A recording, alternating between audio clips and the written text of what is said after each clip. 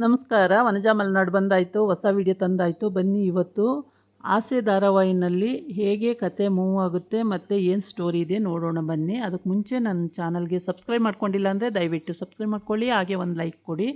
ಇವತ್ತು ಆಸೆ ಧಾರಾವಾಹಿನಲ್ಲಿ ಕನಕನ ಗಂಡ ಅರುಣ್ ತುಂಬಾ ಚಿತ್ರಹಿಂಸೆ ಕೊಡ್ತಾನೆ ಕನಕಂಗೆ. ಏನಕ್ಕೆ ಅಂತ ಹೇಳಿದ್ರೆ ಅವಳು ಮತ್ತು ಸೂರ್ಯ ಸೇರಿಕೊಂಡು ಅವ್ರ ಅಮ್ಮನ್ನ ಸಾಯಿಸಿದ್ದಾರೆ ಅಂತಲೇ ಇವನು ಅನುಮಾನ ಇದೆ. ಹಾಗಾಗಿ ಅವ್ರು ಹಂಗೆ ಮಾಡಿರಲ್ಲ ಪಾಪ. ಇವನು ಆ ಥರ ತಪ್ಪು ತಿಳ್ಕೊಂಡು ಪೊಲೀಸ್ ಆಗಿನೂ ಕೂಡ ಆ ಥರ ತಪ್ಪು ತಿಳ್ಕೊಂಡು ಅವಳಿಗೆ ಹಿಂಸೆ ಕೊಡ್ತಾನೆ. ಯಾವಾಗ ನೋಡಿದ್ರೂ ಅವಳಿಗೆ ಚುಚ್ಚಿ ಮಾತಾಡೋದು, ಹಿಂಸೆ ಕೊಡೋದು, ನಿನ್ನಿಂದನೇ ನಮ್ಮಮ್ಮ ಸತ್ತಿದ್ದು ಅಂತ ಹೇಳೋದು, ಹೀಗೆಲ್ಲ ಹಿಂಸೆ ದಿನಾನೂ ಹಿಂಸೆ ಕೊಡ್ತಲೇ ಇರ್ತಾನೆ. ಇದನ್ನು ಸಹಿಸ್ಕೊಳ್ಳೋಕ್ಕಾಗ್ದೇ ಅವಳು ಏನೋ ಅಮ್ಮನ ಮೇಲೆ ಪ್ರೀತಿ ಇತ್ತು, ಅದಕ್ಕೆ ಹೀಗೆ ಆಡ್ತಾರೆ ಅಂತೇಳಿ ಅರುಣ್ ಸಮಾಧಾನ ಮಾಡ್ಕೊಳ್ಳಿ, ಅದು ಆ ಥರ ಆಗಿಲ್ಲ ಈ ಥರ ಆಗಿಲ್ಲ ಅಂತ ಎಲ್ಲ ರೀತಿಯೂ ಕನಕ ಹೇಳ್ತಾಳೆ. ಅದು ಎಷ್ಟೇ ಹೇಳಿದ್ರೂ ಅವನು ಅರ್ಥನೇ ಮಾಡ್ಕೊಳ್ಳಲ್ಲ, ಕೆನ್ನೆಗೆ ಬಾರಿಸ್ತಾನೆ ಸರಿಯಾಗಿ. ಹೋಗ್ಲಿ ಬಿಡು, ಅವ್ರ ಅಮ್ಮನ ಮೇಲಿನ ಪ್ರೀತಿಗೆ ಹಂಗೆ ಆಡ್ತಿದ್ದಾರೆ ಅಂತೇಳ್ಬಿಟ್ಟು ತುಂಬಾ ಸಮಾಧಾನ ಮಾಡ್ಕೊಳ್ತಾಳೆ.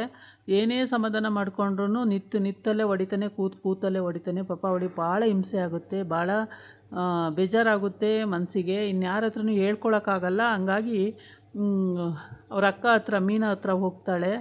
ಮೀನಾ ಹತ್ರ ಹೋಗ್ಬಿಟ್ಟು, ಮೀನಾ ಅಕ್ಕ ಹಿಂಗೆಲ್ಲ ಹಿಂಸೆ ಕೊಡ್ತಾರೆ ಕಣೆ, ಹೊಡಿತಾರೆ ಕಣೆ ಅಂತ ಅವನು ಅದೇನೋ ಮನಸ್ಸಲ್ಲಿ ಇಟ್ಕೊಬಿಟ್ಟಿದ್ದಾನೆ. ಅಂದರೆ ಸೂರ್ಯನ ಇವಳು ಲವ್ ಮಾಡ್ತಿದ್ಲು, ಆಗ ಇಷ್ಟಪಟ್ಟಿದ್ಲು ಅನ್ನೋದು ಸುಳ್ಳೇ ಅವನ ಕಲ್ಪನೆಗೆ ಆ ಥರ ತೊಗೊಂಡ್ಬಿಡ್ತಾನೆ.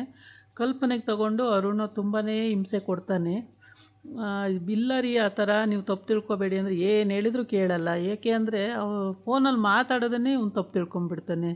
ಹಿಂಗೆ ಆಯ್ತಂದು ಏನೋ ಒಂದು ಭಾವ ನಾದ್ನಿ ಹಾಗೆ ಮಾತಾಡ್ತಿರ್ತಾರೆ, ಅದನ್ನು ಕೂಡ ತಪ್ಪು ತಿಳ್ಕೊಂಡು ಇವನು ಒಂಥರ ಮೆಂಟ್ಲಿದ್ದಂಗೆ. ಯಾವಾಗ ನೋಡಿದ್ರೂ ಎಲ್ಲದಕ್ಕೂ ತುಂಬ ಅನುಮಾನ ಪಟ್ಟು ಅವಳಿಗೆ ಬೈಯೋದು, ಏನಾದ್ರು ಚುಚ್ಚಿ ಮಾತಾಡೋದು, ಅವಳ ಮನಸ್ಸಿಗೆ ನೋವು ಮಾಡೋದು ಅವನಿಗೆ ತುಂಬ ಅದು ಖುಷಿ ಕೊಡುತ್ತೆ. ಹಾಗಾಗಿ ಅವನು ಯಾವಾಗಲೂ ಆ ಥರ ತುಂಬ ಇಷ್ಟಪಟ್ಟು ಮದುವೆ ಆಗಿದ್ದಾನೆ. ಮದುವೆ ಆದ್ರೂ ಈ ರೀತಿಯಾಗಿ ಅವಳಿಗೆ ಹಿಂಸೆ ಕೊಟ್ಕೊಂಡು ಕೆನ್ನೆಗೆ ಬಾರಿಸ್ತಾನೆ. ಪಾಪ ಹೆಣ್ಮಗಳು ಎಷ್ಟು ಅಂತ ಅವಳು ಒದೆ ತಿನ್ನೋಕ್ಕೆ ಸಾಧ್ಯ.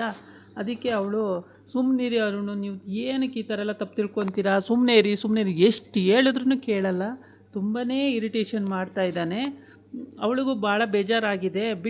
ಇಷ್ಟೊಂದು ಅದೇ ಮೀನನ ಹತ್ರ ಹೋಗಿ ಹೇಳಿದಾಗ ಅವಳು ಹೇಳ್ತಾಳೆ, ಮೀನು ಏನಕ್ಕೆ ಇಷ್ಟೊಂದು ಎಲ್ಲ ನೀನು ಹಿಂಸೆ ಪಡಬೇಕು, ಬೇಡ ಬಂದು ನಮ್ಮನೆಯಲ್ಲೇ ಇದ್ಬಿಡು ಅಂತ ಹೇಳ್ತಾಳೆ. ಇಲ್ಲ ಅಕ್ಕ, ಹಂಗೇನಿಲ್ಲ, ಸರಿ ಹೋಗ್ತಾರೆ, ಅವ್ರ ಅಮ್ಮನ ಮೇಲಿನ ಪ್ರೀತಿಗೆ ಹಂಗೆ ಆಡ್ತಿದ್ದಾರೆ ಅಷ್ಟೇ, ಸರಿ ಹೋಗ್ತಾರೆ ಕಣಕ್ಕ ಅಂತೇಳಿ ಮೀನಂಗೆ ಹೇಳ್ತಾಳೆ. ಆದ್ರೂ ಮೀನಾ ಈ ಥರ ಸುಮ್ಮನೆ ಹೊಡೆಯೋದಾದರೆ ಎಷ್ಟು ಒದೆ ತಿಂತೀಯ ಮೀನಾ, ಎಷ್ಟು ಒದೆ ತಿಂತೀಯ ಕನಕ ನೀನು, ಬೇಡ ಅಮ್ಮಂಗೆ ಹೇಳೋಣ ಅಂತಾಳೆ. ಆದರೆ ಕನಕ ಹೇಳ್ತಾಳೆ, ಅಮ್ಮಂಗೆ ಹೇಳೋದು ಬೇಡ ಪಾಪ, ತುಂಬ ನೊಂದ್ಕೋತಾರೆ ಅಮ್ಮಂಗೆ ಹೇಳಿದ್ರೆ, ಅಮ್ಮಂಗೆ ಹೇಳೋದೇ ಬೇಡ ಅಕ್ಕ, ಸರಿ ಹೋಗ್ತಾರೆ ಬಿಡಕ್ಕ, ಸರಿ ಹೋಗ್ತಾರೆ ಬಿಡಕ್ಕ ಅಂತಾಳೆ. ಏನು ಸರಿ ಹೋಗ್ತಾರೆ, ಹಿಂಗೆ ಹೊಡಿತಾರೆ ಯಾರಾದರೂ, ಏನು ತಪ್ಪು ಮಾಡಿದೀಯ ನೀನು ಹೊಡೆಯೋದಕ್ಕೆ, ಏನಕ್ಕೆ ಈ ಥರ ಹೊಡಿತಾರೆ ಅಂತ. ಬಾವನ ಜೊತೆ ಮಾತಾಡೋದನ್ನೇ ತಪ್ಪು ತಿಳ್ಕೊತಾರೆ ಅಕ್ಕ ಅವರು ಅಂತ ಅಂದಾಗ, ಈ ಅರುಣಿಗೆ ಏನಾಗಿದೆ, ಪೊಲೀಸಾಗಿ ಈ ಥರ ಮಾಡೋದಕ್ಕೆ ಇವ್ರಿಗೆ ನಾಚಿಕೆ ಆಗಲ್ವಾ, ಯಾಕೆ ಹಿಂಗೆಲ್ಲ ತಪ್ಪು ತಿಳ್ಕೊಳ್ಳೋದು ಏನಕ್ಕೆ ಅಂತೇಳ್ಬಿಟ್ಟು ಅವಳಿಗೂ ಬೇಜಾರಾಗುತ್ತೆ. ಮೀನಂಗೆ ಬೇಜಾರು ಮಾಡಿಕೊಂಡು ಲಾಸ್ಟಲ್ಲಿ ಹೇಳೋವಷ್ಟು ಬುದ್ಧಿ ಹೇಳ್ತಾಳೆ. ಏನೇ ಹೇಳಿದ್ರೂ ಕನಕ, ಇಲ್ಲ ನಾನು ಡ್ಯೂಟಿಗೆ ಹೋಗ್ತೀನಿ ಅಂತ ಬಂದಿದ್ದೀನಿ, ಈಗ ನಾನು ಡ್ಯೂಟಿಯಿಂದ ಮನೆಗೆ ಹೋಗ್ತೀನಿ ಅಕ್ಕ, ಇಲ್ಲ ಅಂದರೆ ಎಲ್ಲೋಗಿದ್ದೆ ಅಂತ ಅದಕ್ಕೆ ಬೇರೆ ಅಲ್ಲಿಗೆ ಯಾಕೆ ಹೋದೆ ಅಂತ ಬೈತಾರೆ, ನಾನು ಡ್ಯೂಟಿ ಅಂತೇಳಿ ಬಂದಿರೋದು, ಹೋಗ್ತೀನಿ ಕಣಕ್ಕ, ಸಂಜೆ ಹಂಗೆ ಮನೆಗೆ ಹೋಗ್ಬಿಡ್ಬೇಕು ಅಂತ ಹೇಳ್ತಾಳೆ. ಮನೆಗೆ ಬಂದರೆ ಮತ್ತೆ ರದ್ದಾಂತ ಮಾಡ್ತಾರೆ, ಅವೆಲ್ಲ ಯಾಕೆ ಬೇಕಕ್ಕ, ಬೇಡ ಹೋಗ್ತೀನಿ ಕಣಕ್ಕ ಅಂತ ಹೇಳ್ತಾಳೆ. ಸರಿ ಆಯಿತು, ಏನಕ್ಕಾದ್ರು ಫೋನ್ ಮಾಡು ಅರ್ಜೆಂಟ್ ಇದ್ದರೆ ಅಂತ ಹೇಳಿಬಿಟ್ಟು ಅವಳು ಸಮಾಧಾನ ಮಾಡ್ತಾಳೆ. ಇವಳು ಪಾಪ ಅಳು ಬರುತ್ತೆ, ಇಷ್ಟು ಚೆನ್ನಾಗಿ ಬೆಳೆದು ಹುಡುಗಿ ಈ ಥರ ಎಲ್ಲ ಹಿಂಸೆ ಪಡಬೇಕಲ್ಲ ಅಂಥೇಳಿ ಇವಳು ಪಾಪ ತುಂಬಾ ಯೋಚನೆ ಮಾಡ್ತಾಳೆ. ಕನಕ ಯೋಚನೆ ಮಾಡಿ ಯಾವ ರೂಟು ಆ ಟೈಮಿಗೆ ಯಾವ ರೂಟು ಗೊತ್ತಾಗಲ್ಲ. ಏನೇ ಯೋಚನೆ ಮಾಡಿದ್ರೂ ಅದು ಮಾಡಿದ್ರೆ ಹೇಗೆ, ಇದು ಮಾಡಿದ್ರೆ ಹೇಗೆ, ಇದೇ ಥರ ಮೈಂಡ್ ಓಡ್ತಾ ಇರುತ್ತೆ. ಹಾಗಾಗಿ ಪಾಪ ಇವಳು ಯೋಚನೆ ಮಾಡ್ತಿರ್ತಾಳೆ. ಕೊನೆಗೆ ಹಿಂಗೆ ಯೋಚನೆ ಮಾಡುವಾಗ ಸೂರ್ಯ ಮನೆಯಲ್ಲಿರ್ತಾನೆ, ಮತ್ತು ಶಾಂತಿನೂ ಮನೆಯಲ್ಲಿರ್ತಾಳೆ, ರಂಗನಾಥನು ಮನೇಲೇ, ಮನೋಜನು ಮತ್ತು ರವಿ ಎಲ್ಲರೂ ಮನೆಯಲ್ಲೇ ಇರ್ತಾರೆ. ಇವರು ಅಕ್ಕ ತಂಗಿ ಮಾತ್ರ ಮಾತಾಡ್ತಾ ಇರ್ತಾರೆ ಈ ರೀತಿ. ಅದಕ್ಕೆ ತುಂಬಾ ಬೇಜಾರು ಮಾಡ್ಕೋತಾರೆ. ಮೀನಾ ಹೇಳ್ತಾಳೆ, ತಿಂಡಿ ಮಾಡ್ಕೊಂಡು ಬರ್ತೀನಿ ಇರು, ಬೆಳಗ್ಗೆಯಿಂದ ಏನೂ ತಿಂದಿಲ್ಲ ಅಂತ ಕಾಣುತ್ತೆ, ನಿನ್ನ ಮುಖ ಹೆಂಗಾಗಿದೆ ನೋಡು, ನೀನು ನೋಡೋಕ್ಕೆ ಆಗಲ್ಲ ಆ ಥರ ಆಗ್ಬಿಟ್ಟಿದೀಯ ಅಂತ. ಅದಕ್ಕೆ ಕನಕ ಹೇಳ್ತಾಳೆ, ಇಲ್ಲ ಅಕ್ಕ, ನನಗೆ ಯಾವ ತಿಂಡಿನೂ ಬೇಡ, ಏನು ಬೇಡ ಅಕ್ಕ, ನಾನು ತಿನ್ನಲ್ಲ ಅಂತ ಹೇಳ್ತಾಳೆ. ಆವಾಗ ಇಲ್ಲ ಇರು, ನೀನು ಉಪವಾಸ ಇದೆಯಾ, ಏನಾರು ಮಾಡ್ಕೊಂಡು ಬರ್ತೀನಿ ತಿನ್ನುವಂತೆ, ಸುಮ್ಮನೆ ಹೆಲ್ತ್ ಹಾಳು ಮಾಡ್ಕೋಬೇಡ ಅಂತ ಹೇಳ್ಬಿಟ್ಟು ಮೀನಾ ಅಲ್ಲಿಂದ ಹೇಳೋಕ್ಕೆ ಹೋಗ್ತಾಳೆ. ಅಮ್ಮಂಗೆ ಹೇಳ್ಬೇಡ ಅಕ್ಕ, ಅಮ್ಮಂಗೆ ಹೇಳಿದ್ರೆ ಭಾಳ ನೊಂದ್ಕೋತಾರೆ, ಅಮ್ಮಂಗೆ ಚೆನ್ನಾಗಿದ್ದೀನಿ ಅಂತ ಹೇಳಕ್ಕ ಅಂತ ಹೇಳ್ತಾಳೆ. ಆಯಿತು ಬಿಡು, ನೋಡೋಣ, ಅರುಣ ಸರಿ ಹೋಗ್ಬೋದು, ನೋಡ್ತೀನಿ ಅಂತ ಹೇಳ್ಬಿಟ್ಟು ಮೀನಾ ಅಲ್ಲಿಂದ ಎದ್ದು ಹೋಗ್ತಾಳೆ.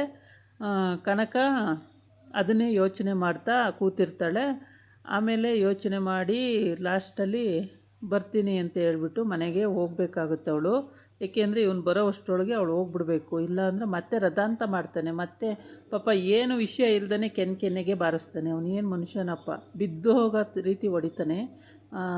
ತೀರಾ ನೋಡೋರಿಗೆ ಬೇಜಾರು ಅನಿಸುತ್ತೆ. ಆ ಥರ ಎಲ್ಲ ಹೆಣ್ಮಕ್ಳಿಗೆ ಹಿಂಸೆ ಕೊಡೋದು ಏನು ಚೆನ್ನಾಗಿರುತ್ತೆ. ಏನೇ ಆಗಿದ್ರೂ ಏನು ಇವ್ರ ಕೈಯೆಲ್ಲ ಇರುತ್ತೆ ಅದು. ಅವರಮ್ಮ ಪಾಪ ಯಾರೋ ಬಂದು ಆಕ್ಸಿಡೆಂಟ್ ಮಾಡೋಗಿದ್ದಕ್ಕೆ ಯಾರು ಏನು ಮಾಡೋಕ್ಕಾಗುತ್ತೆ.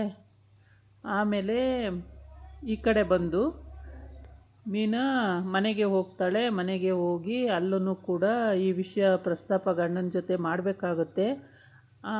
ಅವಳಿನ್ನ ಆ ವಿಷಯದ ಬಗ್ಗೆ ಹೇಳಕ್ಕೆ ಹೋಗಿಲ್ಲ, ಮನೆಗೆ ಹೋಗಿ ಹೇಳ್ತಾಳೆ ಅನಿಸುತ್ತೆ. ಅಮ್ಮನ ಮನೆಯಿಂದ ಇವಾಗ ಅವಳು ಗಂಡನ ಮನೆಗೆ ಹೋಗಬೇಕು. ಈ ಅಮ್ಮಂದು ಅರುಣಂದು ಅದೆಲ್ಲ ಮನೇಲಿ ಏನು ಸಿಕ್ಕುತ್ತೆ ವಸ್ತುಗಳನ್ನೆಲ್ಲ ತೆಗ್ದೆಸಿತಾನೆ, ಒಂಥರ ಹುಚ್ಚುನ ಥರ ಬಿಹೇವ್ ಮಾಡ್ತಾನೆ.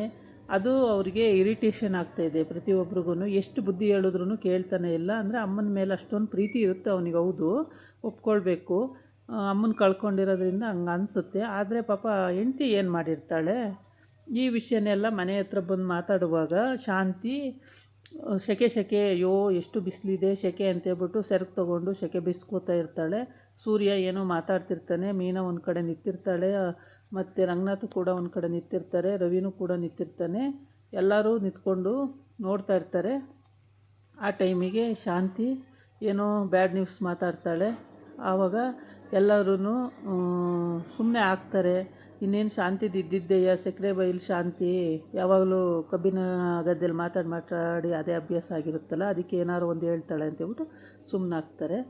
ಆಮೇಲೆ ಸೂರ್ಯ ಅಲ್ಲಿ ಏನಕ್ಕೆ ಕನಕ ಬಂದಿದ್ಲು ಏನಕ್ಕೆ ಅಂತ ಕೇಳೋ ಹಂಗೆ, ಆಮೇಲೆ ಮೀನಾ ಕೆಲಸಕ್ಕೆ ಹೋಗಿದ್ಲು ಹಿಂಗೆ ಬಂದಿದ್ಲು ಅಂತ ಹೇಳ್ದಂಗೆ ಈ ರೀತಿಯಾಗಿ ಮಾತಾಡ್ತಿರ್ತಾರೆ.